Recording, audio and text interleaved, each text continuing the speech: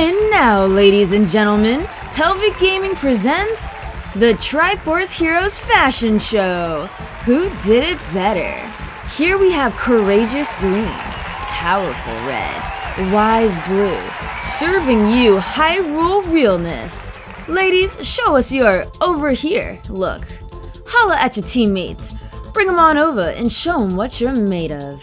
Yas, baby, yas. Next is the oopsie daisies look. My bad for throwing you off a cliff, heroes. You were just in my way of being fabulous.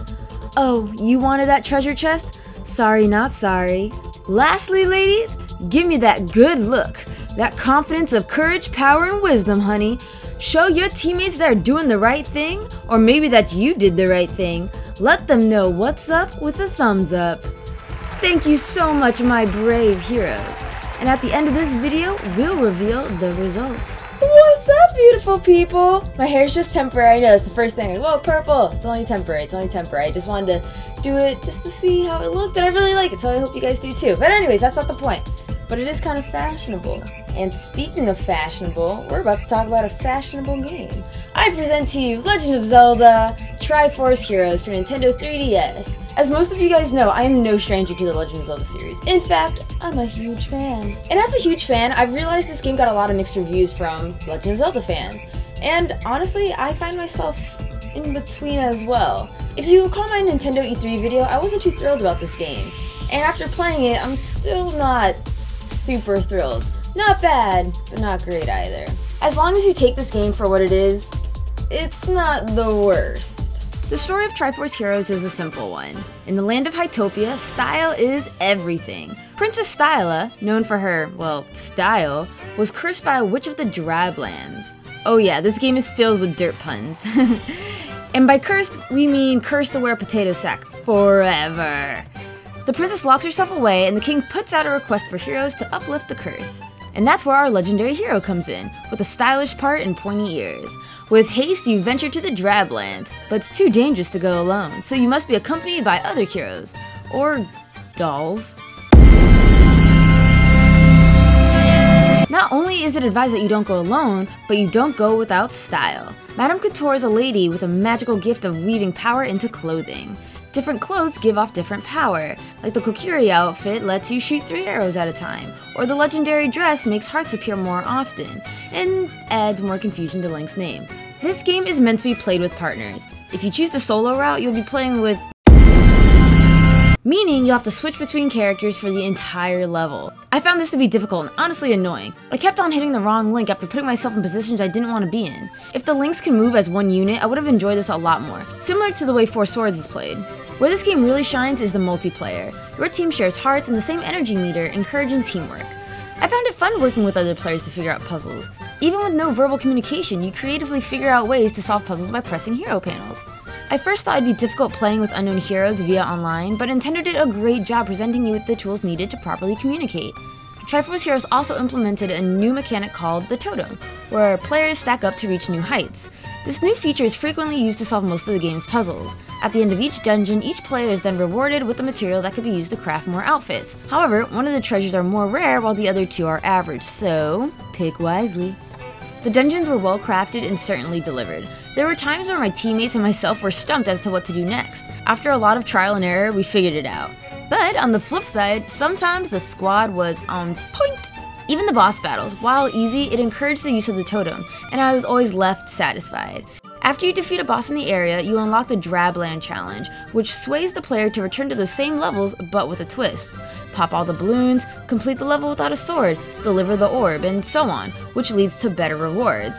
While the challenges definitely prove to be harder, it gives the game a sense of grind. As a lover of RPGs, I don't mind the grind, but when I play a Zelda game, I want to explore, not return to the same place over and over and over in hopes I get the right treasure to make the outfit I want.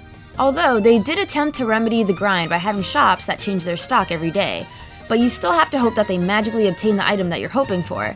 There's also a treasure chest shop, which once a day you could select a chest and hope that you get the big prize. If not, you get a freebie. But don't be discouraged, because there is an outfit that requires 10 freebies, so losing isn't too bad. One sucky thing that can happen while playing is losing connection, which causes the entire party to disband, even if you were the only one whose internet failed. Good thing is, though, that the game does give you sympathy rubies, depending on how far you made it into the dungeon. Dong, isn't that nice? The look of Triforce Heroes is polished and well done, closely resembling the look of The Legend of Zelda: A Link Between Worlds. Despite Hytopia being threatened by an evil witch, the town is painted with vibrant, good-feeling colors. Even the townspeople are lively, even if they're worried that their style too will be robbed from them.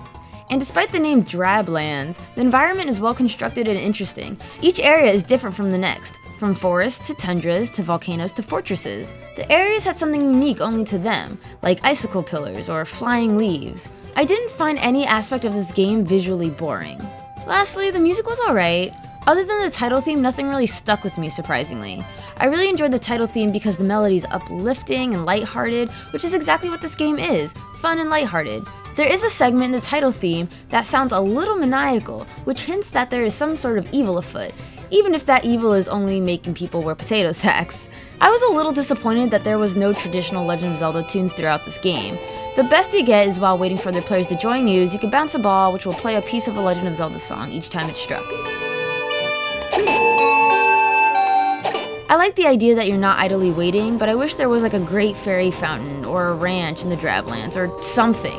My favorite track though, while the title theme is engraved in my brain, I really like the Fire Zone version 2 music. Out of all the dungeons, this one was my favorite. Much tribal, so mystery. Wow.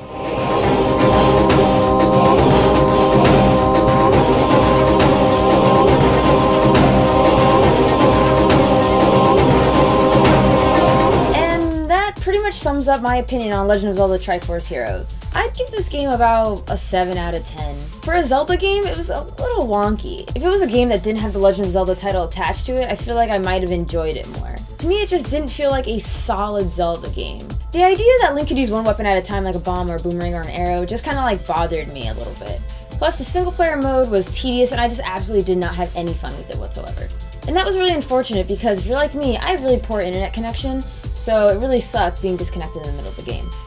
Also, the levels were kind of grindy, plus I didn't feel like it really had a lot of exploration. It kind of did what Skyward Sword did, you know, it was very segmented instead of just open world. Which I understand how are you going to do that with, you know, this game featuring multiplayer, but I just kind of wished. Part of Zelda's charm to me is the open world. So, Link switching out clothing, I mean, if I take it for what it is, you know, it was fine, I guess.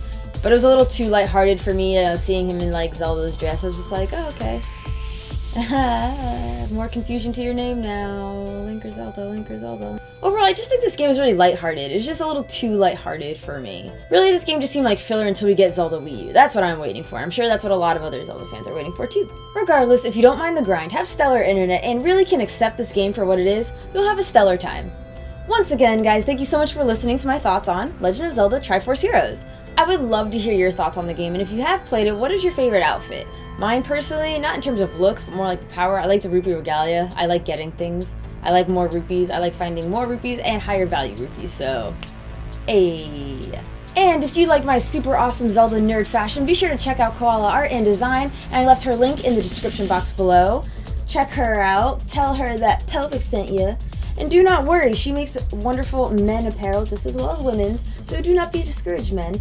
But let it be known that if you want to get your lady something nice for Christmas, this would be it. Highly recommend, so. This video is no way endorsed. This is just me spreading the love of quality and nerdy fashion. Thanks for watching, and remember to smash that subscribe button and check out my other reviews in the top box and my Let's Play channel on the bottom box. Maybe doing some Triforce Heroes with friends? I don't know. Only one way to find out is click that bottom box and subscribe. And now, the moment you've all been waiting for, the results are in! I asked all of you to tell me your favorite via Instagram, Facebook, and so on. And here are the results. Over here goes to Red, demonstrating such power, such demand. Next up we have the Oopsie Daisy look. And the winner is Red again. And lastly, the thumbs up. The final round goes to Red. Oh baby! I think it's clear who our winner is, folks.